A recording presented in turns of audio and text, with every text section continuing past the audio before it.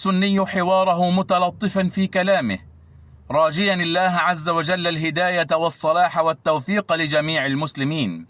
بقلب يحترق على التوحيد وأهله، فقال: أسأل الله الكريم رب العرش العظيم أن يتولاك في الدنيا والآخرة، فيبعدك عن الشرك وأهله ويدلك على التوحيد وأهله، وأن يجعلك مباركا أينما كنت، ناطقا بالحق، صالحا في نفسك، مصلحا لغيرك، ناصحا لنفسك، ناصحا لغيرك، وأن يجعلك ممن إذا أعطي شكر الله وحده لا غيره، وإذا ابتلي صبر، وإذا أذنب استغفر، فإن هؤلاء الثلاث عنوان السعادة في الدنيا. اعلم أرشدك الله لطاعته أن الحنيفية ملة إبراهيم أن تميل عن الشرك قاصدا التوحيد، أن تعبد الله وحده مخلصا له الدين، وبذلك أمر الله جميع الناس وخلقهم لها، كما قال تعالى: وما خلقت الجن والإنس إلا ليعبدون، أي يوحدون الله عز وجل بالعبادة، فلا يعبدون غيره ولا يعبدون معه غيره. فإذا عرفت ذلك يا عبد الله، فاعلم أن العبادة لا تسمى عبادة إلا مع التوحيد،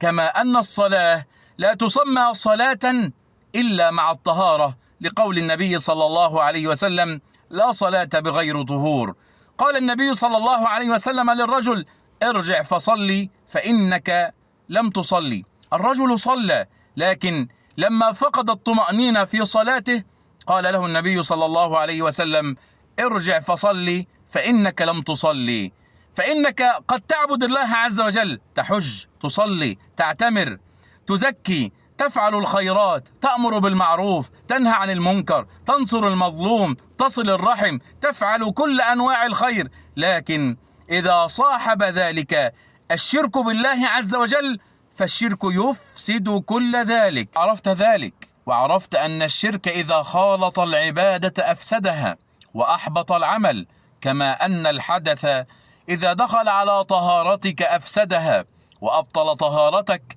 وأبطل صلاتك، فكذلك الشرك إذا خالط العبادة أفسدها وأحبط العمل وصار صاحبه من الخالدين في النار. عرفت أن أهم ما عليك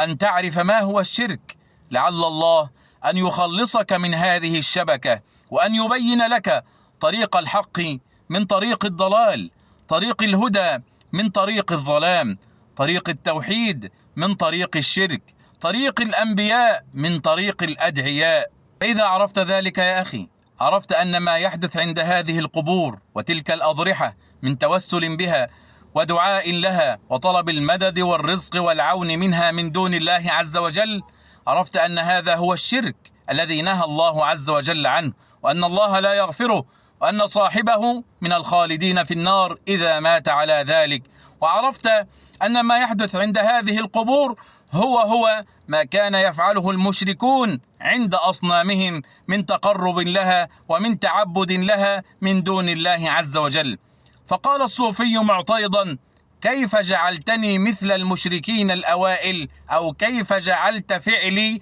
مثل فعل المشركين الأوائل عند أصنامهم؟ فلي اعتراضات على كلامك، وهذا ما سنتعرف عليه إن شاء الله ونرد عليه بالتفصيل.